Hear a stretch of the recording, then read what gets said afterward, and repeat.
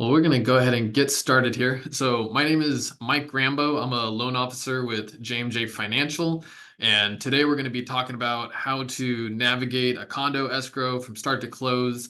And we have a few people on here that we're going to introduce shortly, just to say that hopefully we'll have a large breadth of information. I'm a loan officer, but we're going to talk about much more than just lending today. So, without further ado, I'm going to let MK and Lorraine introduce themselves. Hi, everyone. My name is Mary Kate, or MK Thomas. I'm president at Coastal Oak Insurance. We specialize in working with lenders and realtors, but we do all sorts of insurance. I'm excited to get into that a little bit more and what that looks like during a purchase with HOAs. Hi everyone, Lorraine Thibodeau. If any of you know me from before, you probably are used to seeing me under the name Escrow Quick because that's where I was for 20 years. But I have officially opened up my own escrow company, On Demand Escrow, and I'm excited. This is actually the first time I'm actually publicly stating that I launched it. So here I am, manager, officer, owner, every hat. So looking forward to helping you guys out today. Yeah, thanks to you both. Lorraine, I think we should have given you more speaking roles in this, seeing all the hats that you wear. But in addition to the three of us, we also have Tony Kuda on the line. He's going to be in the background, potentially answering any technical questions. Tony is our director of credit here at J&J Financial and just a wealth of knowledge around real estate and lending. So thank you, Tony, for joining us. And thank you, of course, to the association and LC for helping organize all of this. We're excited to get it kicked off here. So just to quickly introduce myself, I've been a loan officer for 5 years. I got my background in chemical engineering at UC Santa Barbara. And here I am with my little family. I got Braden, who's 4, Jackson is 2. We call him Bray Bray the Cray Cray and Action Jackson appropriately. And when I'm not doing mortgages, they keep me busy here. So let's get into condos. So I don't want to belabor this point, but it's probably important in a condo class to say what is a condo, what's not a condo, right? So a condo is a unit that somebody buys where they're the homeowner and they own the building space, but not necessarily the land. Usually they own a percentage of ownership of the overall complex or facility. Condos can be attached or detached. And maybe one of the most notifying things about a condo is that it has a homeowners association. We're going to talk a lot about that. The quick little trick and tip for the day is if you're looking at a listing and you see the APN on it in Orange County, if that starts with a 9, you know it's a condo. Okay, so I think you could say, usually think of a condo as it's got attached walls, that's a condo. Not necessarily, right? There's a few other things it could be. So a planned unit development, a lot of people call these townhomes. Those are a little bit different because you typically will own the land that it's on as well as the unit itself. And it's just a whole different designation and set, and it's different for lending and just various different things. They do typically have an HOA, so sometimes they get confused with condos. But I would say that owning the land part is one of the big differences. And then we'll also see co-ops or cooperatives. Those are going to be similar to a condo in that it's a shared interest. But with the way that co-ops work is that it's actually more of buying into a stock of the community with a right to own or right to occupy one of the units within the community and own your owns. These are common in Long Beach. They will have very similar characteristics. So you may think, oh, so as long as it's not attached, then it's a condo. Well, that's not necessarily true either. There are things called site condos or detached condos, and they can still be a condo where the person owns the property that it sits on, kind of like a PUD, but then and the unit. So with a lot of these, you'll see that there's some overlapping definitions, which is why I didn't want to get too carried away into it. But essentially, when it's built and it's designated, they're going to be given these different designations, and then that's going to affect a couple of things, particularly in the lending process that we'll get to in a bit. Okay, so from just kind of a high level, what makes buying into a condo different for a buyer? And once again, going back to the HOA. So when you buy a single family home, you're buying into a community, right? There's the schools, your neighbors, and some general ownership, pride of ownership that you have. But when you have an HOA involved with a condo community, there's much more that goes into it because you're going to have to make decisions together on the maintenance of the common grounds, some of the financials. There's just a lot more that goes into it. So I think just overall saying that you're not just buying a place to live, you're buying into a greater community and all the amenities that it may provide. We're going to talk about how lending and insurance is different in a condo compared to some of the other styles that you may see. You're going to have more documentation, particularly on the lending and insurance end when it comes to a condo. And then because you have this whole separate HOA entity, you have to also factor into the fact that there's going to be more third parties. You have at minimum the HOA and then any company the HOA uses to provide documentation to us that are going to be in this transaction. So it's just a bit more complex. You can see how there's going to be just more steps and more things that go into a condo, which is why we're here, right? To hopefully resolve any of that mystery for you. And then last thing is just that the fees are going to be different. So with that, I'm going to kick it over to Lorraine, and she's going to talk about some of the fees that are generally involved in a condo transaction. Hi, everyone. There are fees, and I know because I pay them all the time. To go through the list here, monthly association dues are going to be collected from the buyer in advance. So one thing you kind of want to notate if you're representing a buyer, prep them, let them know that the association is most likely going to require 1 month up front, sometimes 2 months up front. And if this is an association that does quarterly dues, then that's an entire quarter. If it's an association that has annual dues, then they may want an entire year up front. So just a little cost you want to be aware of. Special assessments. We run into these and they can be a surprise to some, particularly a seller. So some associations will not allow the special assessment to carry over to the new buyer. Some will require the entire amount that is due upfront and paid at the close of escrow. So I did one recently where the amount was just over 10,000 and the seller was not expecting that. So that was a little bit of a blow in that transaction. But other times a buyer can carry on those special assessments. It's something that's collected in addition to the regular association dues. And they can be higher, they can be lower. It just depends. If the association due is typically around $200, I had one that was around $250 and the special assessment was $350. So that might have an effect on the qualifying for your borrower or your buyer. So be mindful of that. The transfer fee. So there are transfer fees anytime an association is involved, and they will not transfer the ownership unless it is paid. So traditionally in Southern California, where I assume a lot of you are, the seller picks up the transfer fee. But this is something, it's an item that you can actually negotiate. And in the contract, it could be something the buyer pays, or it could be something that they split. And some associations are now starting to transfer or charge 2 transfer fees, a move out fee and a move in fee. So one gets charged to the buyer and one gets charged to the seller. On average, I mean, I've seen these fees be anywhere from, $75 to as much as $300 or $500. But you want to at least estimate a $250 transfer fee. For documents, the documents are the seller responsibility. And depending on the association, the fees can vary. Once again, I've seen these be very cheap, closer to $200-300. And I've seen them cost as much as $1,500. On average, though, you do want to prep your seller to let them know to anticipate paying the document fees. Probably around $650 is probably a good estimate. And this is something that a lot of associations are requiring upfront. So it's not something that's paid at the close all the time.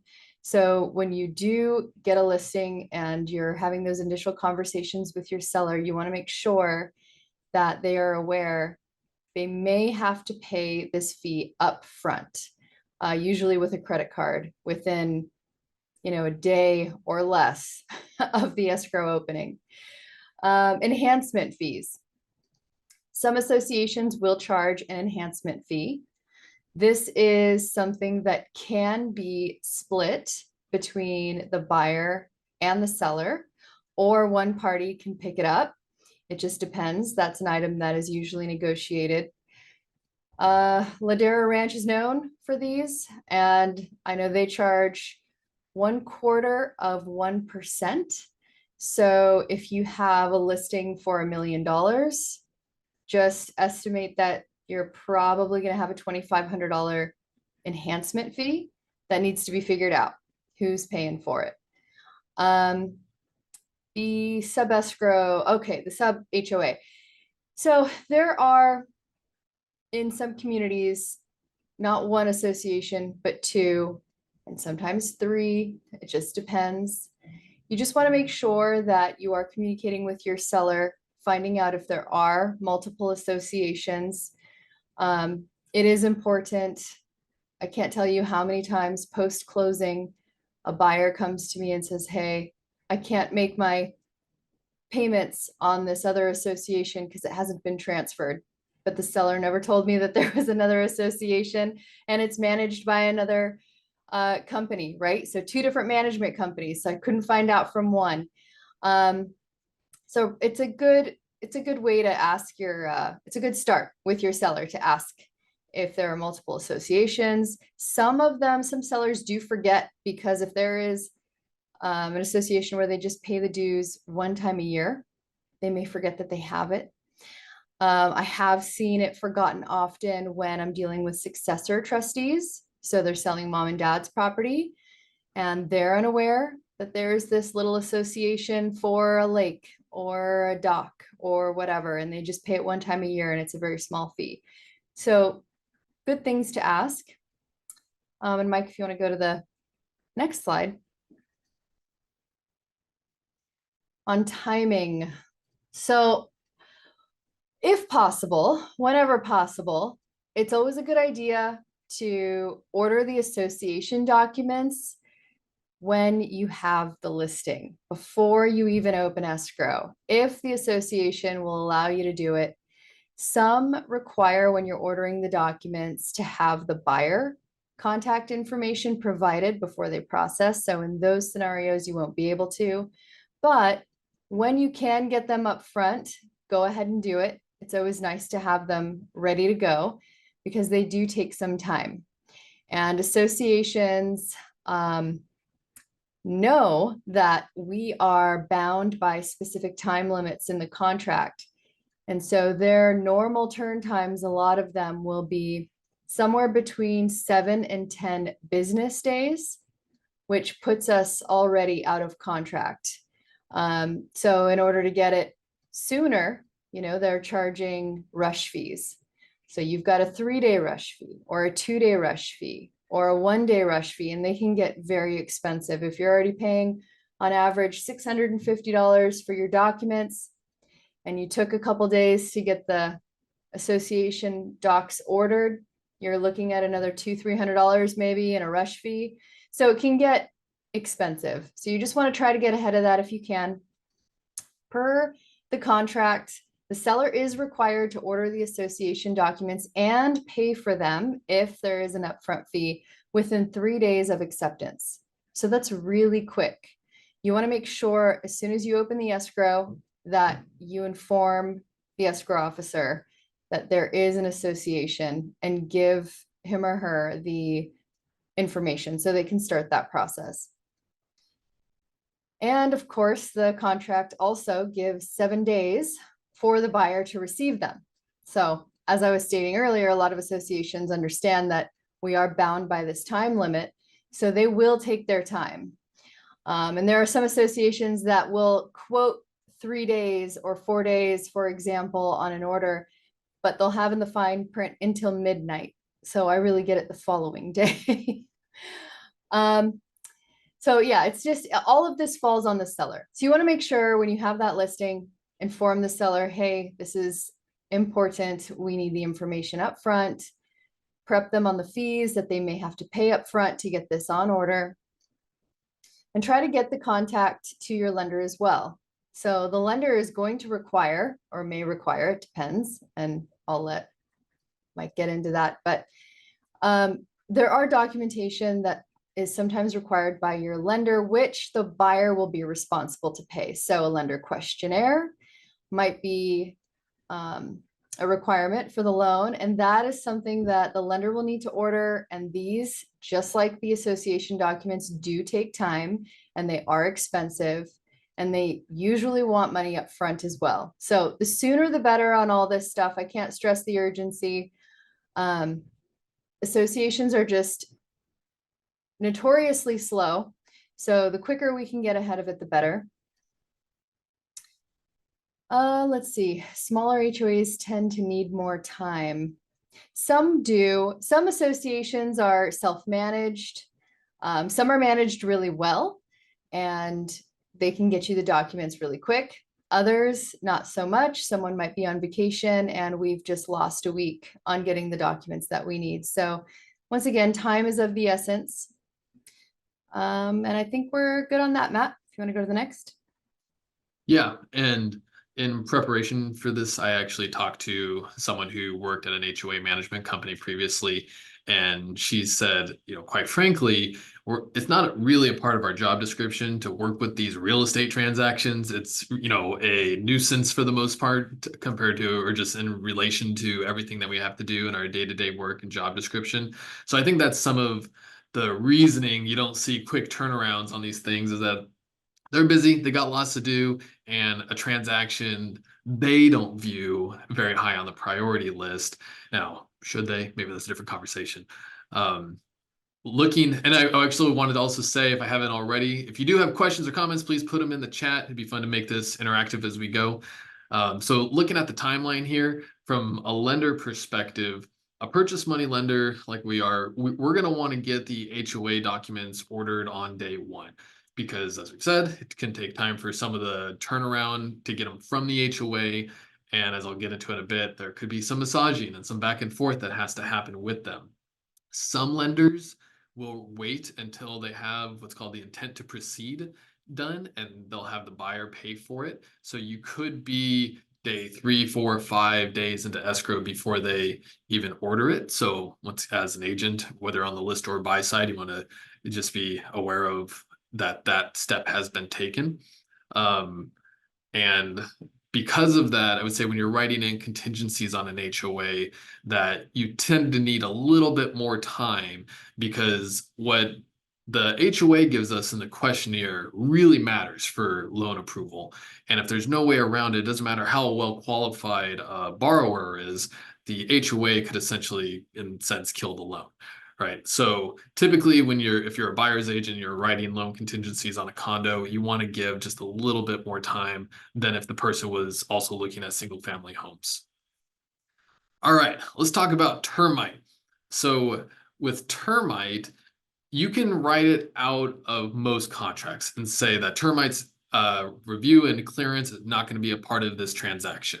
The one exception to that is if the buyer is getting a VA loan, you're always going to need Section 1 clearance, and in most cases, you're also going to need Section 2 clearance.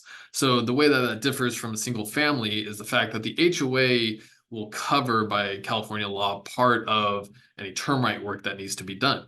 So just rule of thumb is that the buyer is going to be responsible for anything that is walls in, and specifically if it's a wall that's not outward facing, and then the HOA covers everything that's outside or walls out. So once again, this is another timing thing where you want to get ahead of it on the front end, because in my experience, sometimes HOAs will have a preferred termite person that you have to use. So you have to wait for the HOA to order it. And then with a lot of termite work, they have to come and do the inspection. And then they schedule another time to go and do the repair work. And then that has to come back to the lender. So it's just another thing that you have to work with the HOA on and give a little leeway on.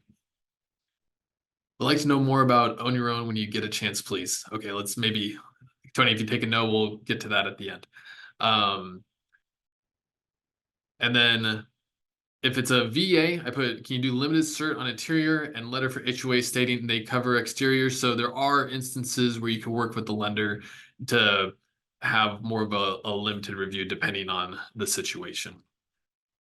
All right, so if a person's getting a loan, you just have to know that it's a different loan and qualification compared to if they were getting a single family home. And it's going to vary a bit from program to program. So thinking about just your everyday conventional loan, Fannie Mae and Freddie Mac have a price adder anytime somebody's doing less than 25% down, which for a lot of condo purchases is going to be the case, right? So rule of thumb, it's not perfect, but usually see it's about a quarter% more in rate than if that same person was buying a single family home. And of course, you have to account for that HOA payment also in their monthly payment. So those two things together can ruin a debt to income ratio if you weren't accounting for it on the front end. So you just want to make sure if you have somebody that's looking to buy a condo, if a lender's giving you a pre-approval, you have to ask, is this for a condo? Is this for a single family? If it's for a condo, how much have you put in for the HOA payment as a part of your estimate when calculating your debt to income? Because it is different. And then on top of that, we've kind of alluded to it, but there's a whole set of guidelines and a lender questionnaire that has to be performed as well. So it's, once again, different program to program, but your conventional loan, we send out this form 1076, and this can be part of a seller's due diligence to make sure that you do get an offer accepted and they're getting a conventional loan, that it's not going to not meet guidelines, right? So you can potentially call the HOA and ask some of these questions, have your preferred lender call the HOA, start asking some of these questions. And in some cases, as MK will talk about, even try to get some of the documentation up front. So talking about HOA coverage, there's a master insurance policy that has to have proper coverage. We have a slide on that later. Open litigation. So just know that there's a difference between a slip and fall versus something that's more major, right? There's something structurally wrong and it caused harm and now there's a lawsuit over it. So if someone comes to me and says, can you lend on this property that has open litigation? The first thing I'm going to ask for is any documentation around it so I can get with Tony and look at it together, because it is one of those things that it just totally depends on what the actual scenario is, but litigation can be something that Fannie Mae does not allow. Single investor concentration. So this is essentially when one person owns multiple units within the community.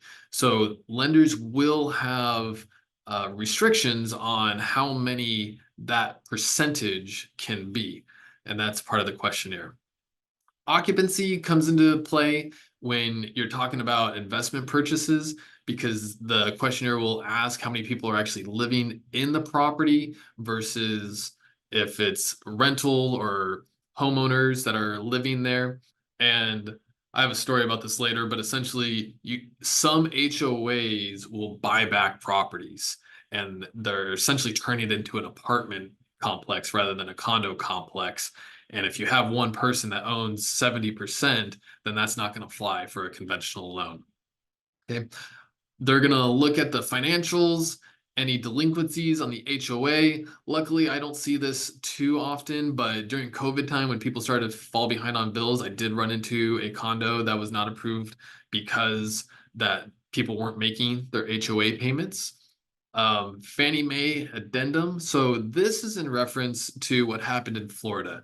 I thought about adding the video, but it's a little bit disturbing. So on your own time, if you want to do it. But essentially what happened is that there was a large condo complex in Florida that just collapsed, and it was multi-level, maybe 10 plus levels, and the whole thing just came falling to the ground. So in response to that, Fannie Mae added this addendum where you need to have proof that the structural integrity of the building has been reviewed. This is a relatively new guideline and something that has been a little bit of a sticking point at times. So, for a lot of these things, it just comes down to you got to work with the underwriter and see what kind of workaround you can do. Because if the HOA doesn't have the documentation that's initially needed, sometimes you have to go and maybe go through the HOA minutes or find some type of additional documentation, because this is a requirement from Fannie Mae now. And then we have enhancement fees and charitable lending. Lorraine talked about that a bit. So an enhancement fee is essentially an additional fee in the community that's in addition to the HOA payment that's going to pay for roads or structures or something that's extra, right? That has to be done. And then charitable being that some HOAs will actually have a preferred charity, and part of your payment to them is then now going to this charity. So we mentioned the community enhancement fee is really common in Ladera Ranch, and certain lenders will not allow this. So, for instance, FHA will not allow charitable lending or community enhancement fees if there's a property. So you have to do a conventional loan or something else. So that's just all the lender questionnaire. But another thing that conventional loans require is that the homeowner is in violation with anything with the HOA, or is not in violation, rather. So, for instance, if your door is painted the wrong color, then you got to get that fixed before the lender is going to be able to close on the loan. If your neighbor's door is the wrong color, then that's not your problem, right? That has to be for the subject property that's being sold. For some of the buyer's due diligence, it goes back to my comments about you're buying into a community. So one of the things that you can do is read through the rules and regulations, the CCNRs, and even the HOA minutes. So I can tell you, when I bought my first condo, it was before I was in the industry, and all that I really cared about was that I could have my propane gas grill out on the patio. So I got the condo docs, looked through, and make sure that I could, right? So for a lot of people, maybe there's a specific things if they want their wind chimes or whatever it is, but knowing what the rules are ahead of time is definitely worthwhile. And then with the HOA minutes, Lorraine had a great story about somebody that read through them and saw that there were going to be some supplemental HOA bills coming down the pipeline. So they actually negotiated with the seller to have the seller pay for part of that in their closing cost credits. So there's just a lot of power for the buyer to know what they're buying into and what the future plans are for the HOA. All right, I'm going to turn it over to MK to talk about insurance. All right, thank you, Mike. So I'm sure everyone on this call is aware of the difficulty of obtaining homeowners insurance right now in California. So this is pertaining to single family homes, condos, and the HOA's master policy. So I'm just going to kind of go through and, kind of the issues we're having and just some advice so we can get ahead of the insurance issue, because it's affecting almost every escrow, but especially ones with HOA.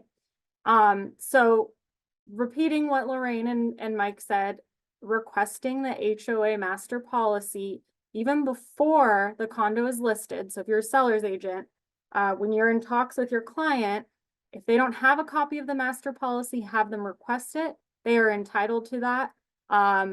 If they're requesting all of the HOA docs, that master policy will be in there, but it may be quicker for them to just send whoever they're contacted and say, hey, I need a copy of the master policy. They're entitled to see that, and that should be pretty quick to get that.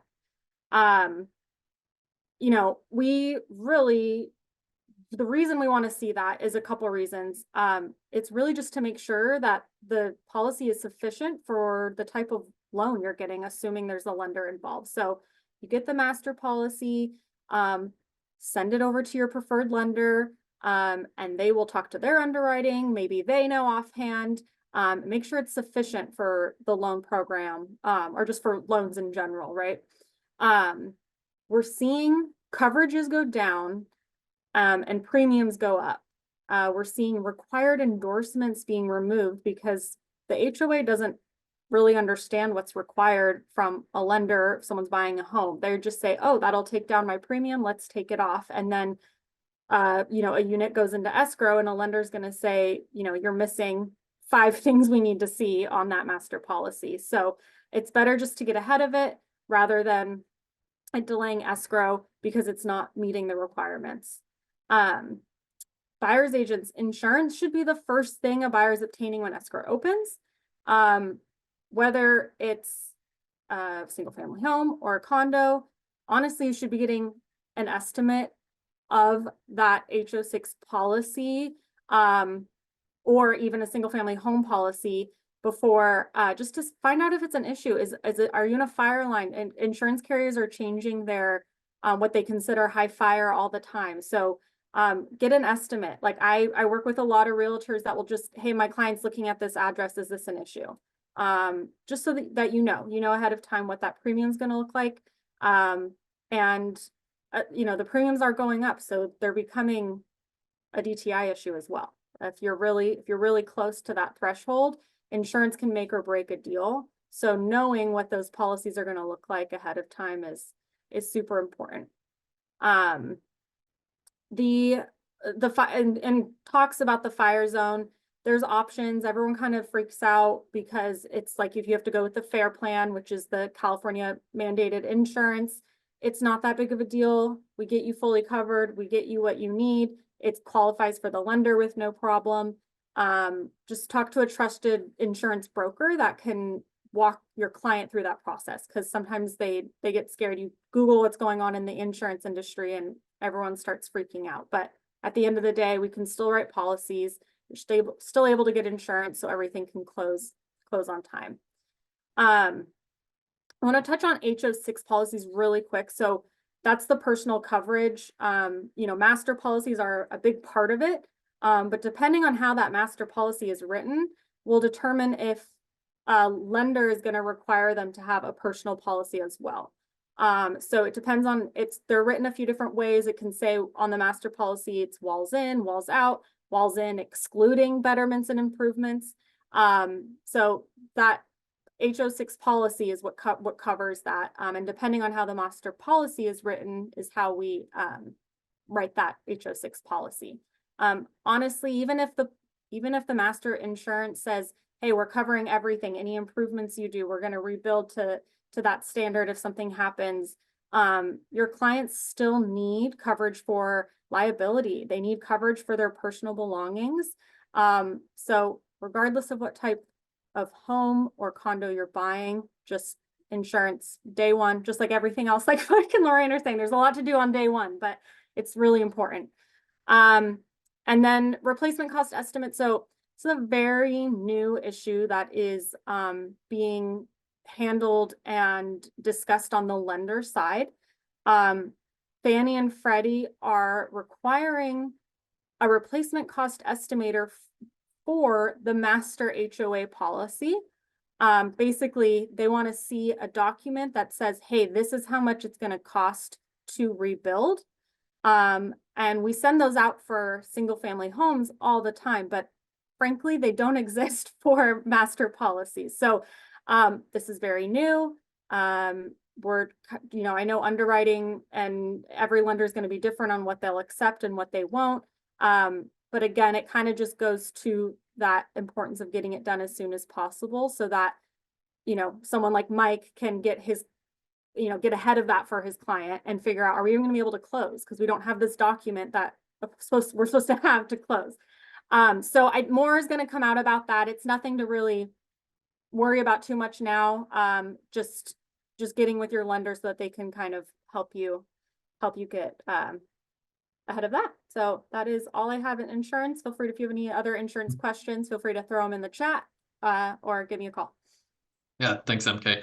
Yeah. And going back to the due diligence checklist, right?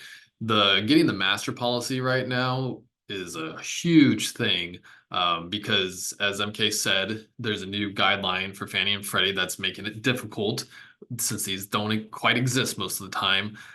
Tony's been able to work his magic on a number of loans that we've done here where you get with the insurance company and some emails back and forth, and you make it work, right? So it's just another one of those things you do on the front end. Betty Chen had a question. Is it more difficult to get a loan because of the condo is not certified?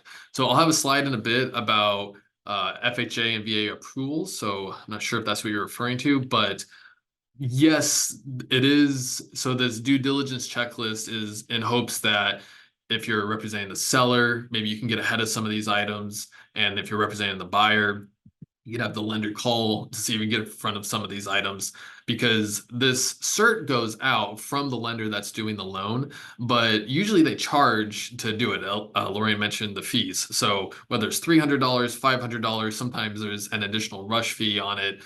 So people don't want to pay for that on the front end. So the best we can do is just call the property management company, try to get some of these answers. Also looking back at previous listings to see if they had any notes on special financing that had to be done. Sometimes I've seen people ask them about getting the insurance policies and some of these documents that we require. So yes, I've probably had a loan that each one of these bullet points have touched, right? And some of them were fixable, some of them fixable with a conventional loan, some of them fixable with a non-conventional loan, right? So it just is something you have to pay attention to. And yes, in that way, it makes challenging getting financing a little bit more challenging. So I'm gonna check the chat for a second, see if we can answer maybe any more questions that were said. Okay, we'll keep it going here. So let's talk about government loans. So when someone says government loan, what they're talking about is an FHA loan or a VA loan. And both of them require approvals for the whole community. So Fannie and Freddie, if you're getting a conventional loan, there's no community approval. It's really transaction to transaction. You get the questionnaire. It has to be within compliance and you can do the loan. Where FHA and VA, there has to be a separate whole review from the VA, from FHA that has to be done. So there's websites for both where you can go on and check. Of course, contact your preferred lender. They can look it up. And I'd actually really recommend that, just because there are some little tips and tricks for those of us that have done it 1,000 times that we've figured out. So it'd be unfortunate to think that it's not approved when it actually is. So you can do that, and then just know that if it's not approved, you can do what's called a spot approval, where you essentially get just the single unit approved. Specifically with FHA, you'll see sometimes on the FHA website where you can see it was previously approved and then they just didn't renew it. Sometimes it's just because the community is too small. There's not enough FHA loans done within the community, so they don't want to pay the money to get the approval renewed. So those are great candidates for a spot approval. The spot approval has to go out to FHA. Usually that takes 7 business days or so for them to review it. You have to get the HOA docs from the HOA, right? So depending on the HOA, that could be 5 to 10 business days as well. So what I've done in the past is ask for a 45-day escrow. I think every time we've been able to get it done in less time than that, somewhere between 30 and 45 days. Specifically with an FHA loan, just know that you can't order an appraisal or lock a loan until there's an FHA case number assigned, which doesn't happen until you have that spot approval done. So you got to just make sure that the person is well qualified, that if rates move a little bit in those 2 to 3 weeks you're taking to get the spot approval done, that they're still going to be qualified, since you can't get the appraisal or lock it until that's done. Great thing about VA is that you do it one time. Once something's VA approved, you don't have to do any renewals. It's VA for life. And then this is, once again, specific to condos. So if it's something that's actually a PUD, it does not require FHA or VA approvals. All right. So some condos are special. We call them deed restricted communities. I think that the one that we run into probably the most as just, I'll say, everyday general people in the industry are the 55 and older communities. So it is what it sounds like, right? You have to be at least 55 and older in order to buy into the community. And I say it that way because some communities will require that they're used for primary residences. And others are okay if you buy it as an investment property. So specifically, I've seen some things out in like Moreno Valley area that people are like, oh, these are great investment properties because everyone that goes into them are on fixed income. They don't want to move. So I have a tenant for 15 years. We love them, right? A lot, but most 55 and older, I think that I see are meant for people that are going to live in there because they have all these amenities in a community, right? So if somebody's getting a conventional loan, then you are not going to be allowed to use an appraisal waiver for them. So just so you know, the typical process of getting an appraisal waiver on a loan is once you have the address of the property, we run DU or LP, which you've probably heard of, which is the underwriting software. And that software gives us a report that says that either we need an appraisal or we don't. And they're just using data that they have within their system to say whether they like the risk value or the risk assessment of the value or not. So even if you have a DU approval that says that you get an appraisal waiver, if it's in a 55 and older community, you do not. Most other loan programs require an appraisal anyway, so I don't like to make blanket statements and say you always need one, but I'll say that I am not aware of a situation where you would not need an appraisal if you're buying a home in a 55 and older community.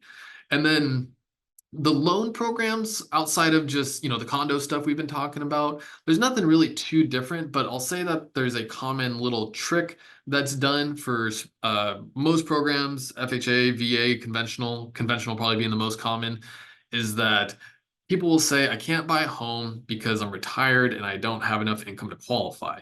Well, if a person is of retirement age, which is 59 and a half, then they can set up a reoccurring distribution from one of their retirement accounts. So think about like 401ks, IRAs, Roth IRAs, that kind of thing.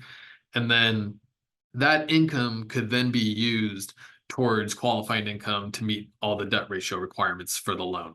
So we see it a lot in these 55 and older communities because once again, the guideline is that you have to be at least 59 and a half to do that, but it's fixed a lot of problems in the past for us for people that would have otherwise not qualified. The other thing that's more common in these communities are reverse mortgages. So just to touch on them briefly, most reverse mortgages are FHA loans, though not all. So you'd want to check to make sure that the community is FHA approved. And then an FHA reverse mortgage requires that the borrower is at least 62, though there are other reverse mortgages where they could be as young as 55. And the point of a reverse mortgage is to help a person with cash flow. So in a reverse mortgage, you do not have any mortgage payment. You do accrue interest, but it just is due whenever the loan comes due. So if the person passes, if they sell the property, something like that. But I've done reverse mortgages where somebody had a mortgage, it was $3,500 a month, and they were like, I want to use my $3,500 a month to go see my grandkids. So we were able to remove that expenditure for them and increase their cash flow. Thinking specifically for a realtor and reverse mortgages, there is a thing called reverse for purchase. So typically you're going to want at minimum 40% down. Usually it's more like 55+% down because reverse mortgages are heavily weighted in qualification on the equity that's in the property. But just to say, if you have a 55 and older community and it's FHA approved, a person could purchase the home, get a reverse mortgage, and then not have any payment on it. And it's a nice little downsizing move that they can do. All right, I'll move on from reverse mortgages and just talk about some of the large local communities that fall into these 55 and older ones. We have Laguna Woods and Leisure World, and both of these have both co-ops as well as condos. So co-ops are their whole different set of guides for lending. There's far fewer lenders that will do them. So you have to just make sure, hey, are you getting a co-op or a condo? Because that's going to determine what kind of lender that you can work with. And then just know that some of these communities will have additional requirements as well. So Laguna Woods specifically, they have a lot of requirements. So on top of all your loan qualification, you have to go through basically an approval process with the HOA and meet all of their requirements as well. All right, I think we're doing good on time. We're coming down the home stretch here. So this is your everyday condo stuff, right? So what happens if we have one of these problems or one of these issues that we've talked about and it's not fixable? you call that a non-warrantable condo. And just to tell a quick story, since I know we're running a little short on time, this is why I'm a little bit passionate about it. My first deal ever in real estate was from passing out flyers at an event. Happened to pass one to a guy who was deaf, but the flyer was for a teacher program. And he was like, well, he didn't say, but he later emailed me and was like, I'm a teacher. This is great.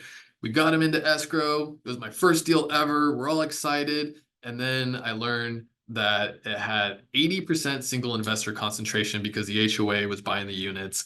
And that was the end of that. We did end up getting all of his money back and he ended up buying another place.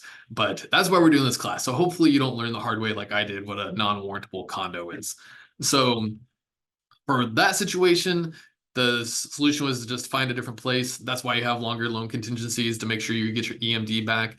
But in situations where you're trying to make it work for the property you're buying, there's workarounds with the questionnaire. So specifically, you can see the chart here. If someone's buying the condo as a primary residence, then if they put 10% down, you can do a limited review on that lender questionnaire. So if something's an issue, but you're only doing the limited review, it just gets puts aside. And it essentially you can fund the loan that way.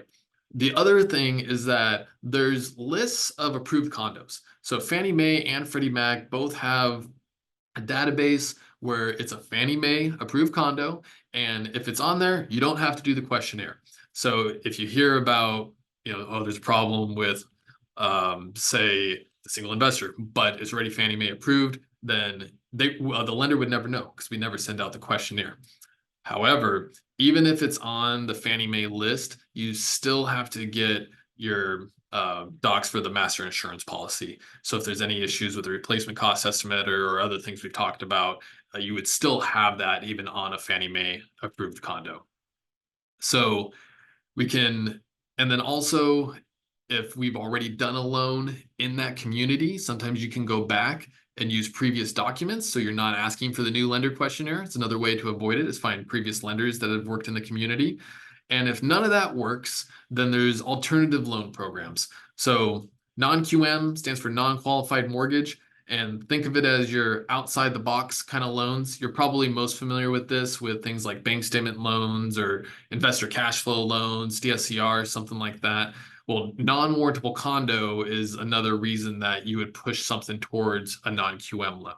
You don't start there because the rates are higher, but if it's an investor or somebody that just really wants the home and the numbers still work for them, going non-QM on a non-warrantable condo is a way to potentially fix any issues that were there. And then there are specific non-warrantable condo lenders that's their specialty. They do portfolio products around that, and they'll do stuff that even the non-QM people won't do. I typically see them start around 10% down. Non-QM, you're going to be a similar thing. So that's where if you're a first-time buyer and you were hoping to do 3% or 5% down and you're having issues with this lender questionnaire, it may be a matter of just finding a new place. But 10%, 20% down, you tend to have more of these different options available. So just to wrap things up, we have that just because it's attached doesn't mean it's a condo. Just because it's detached doesn't mean it's a single family. Just a reminder, I think we beat this drum a bit, but timelines are longer. There's more steps involved. So make sure to get started day one and get moving on things at the best of your ability. If you're a buyer's agent, make sure that pre-approval is for a condo when you're looking at that, because it is different from a single family. Insurance requirements will vary, so talk to MK or your preferred person to get in front of that, and don't give up, right? There's workarounds for these things. Sometimes just having a good relationship with the lending underwriter can solve a lot of this. I think that, I see there was some stuff in here about own your own. It says talk a little bit more about own your own, similar to co-op. You own a percentage of the entire building and have a right to occupy the unit you're purchasing. So yeah, I think that's the best way that I would describe it as well. And own your own is just a different type of co-op in that you will be limited on the lending that's available to it. Let us know if you had anything specific about that you wanted to know. And I think that we covered all the other questions in the chat, unless anybody else wants to throw one in before we sign off here. while that's trickling in, I'll say thank you to MK and Lorraine for taking the time and sharing your knowledge and wisdom with us. It's much appreciated. And if you want to stay in touch with us, you can go ahead and scan this QR code and it'll take you to a place where you can submit your information. I do send out information on this kind of stuff, what's happening in the market, so on and so forth. So if you'd like to receive that, this is how you could connect with us. And other than that, I'll leave it here in case anything else comes through, but appreciate you guys taking the time. Thanks again, Tony, for handling the chat, Elsie for setting this up, and Orange County Realtors. I think that's about all we got.